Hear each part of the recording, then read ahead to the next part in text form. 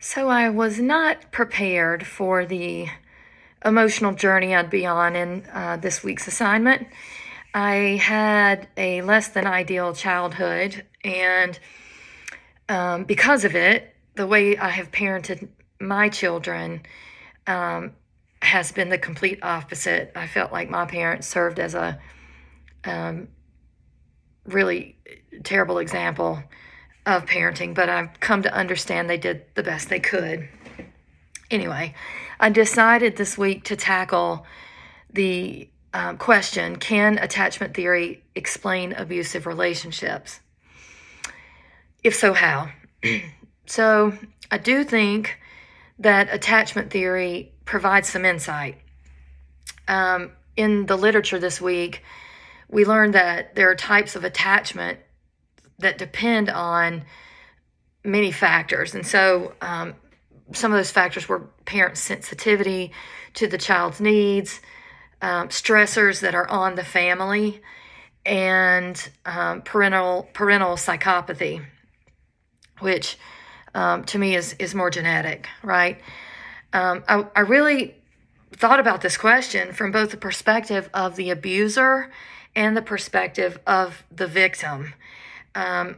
So as I was reading one of the case studies, I started to realize some of what we're learning is that if a person has a negative opinion of self, and they also have a greater attachment-related anxiety, which really is, it manifests itself with fear of rejection and abandonment, then this person seems to have probably greater risk of being in an abusive relationship. Well, you might ask, well, why is that? And I looked back in the text, and Miller says that initial attachment patterns can be carried into later years, and those styles of thinking and how we relate to others sort of set the tone from childhood into later years.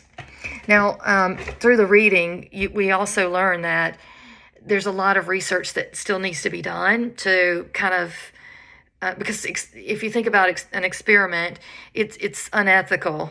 Some of the guidelines that would be necessary are unethical.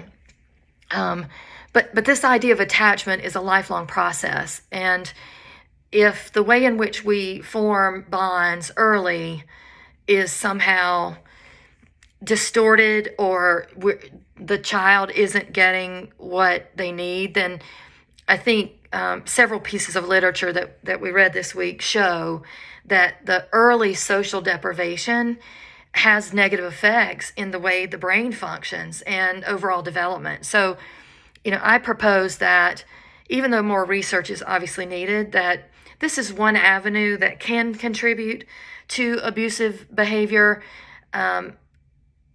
whether you're the abuser or whether you're the recipient. The acceptance of being involved in an abusive relationship, I think we have to consider what that may have meant developmentally for those children. Now, what I'll share lastly is I was looking at specifically the literature on disorganized children, and in that study, it showed that those particular groups of children showed a substantial increase in anger by the time they reached 33 months in comparison to other groups that were studied. So, I think it would be interesting to understand levels of anger that are exhibited by certain groups of children relative to, say, the lack of nurturing from a parent, or some sort of environmental or genetic aspect that could also interfere with healthy attachment, and how that might play out in later years relative to romantic relationships that we become involved in.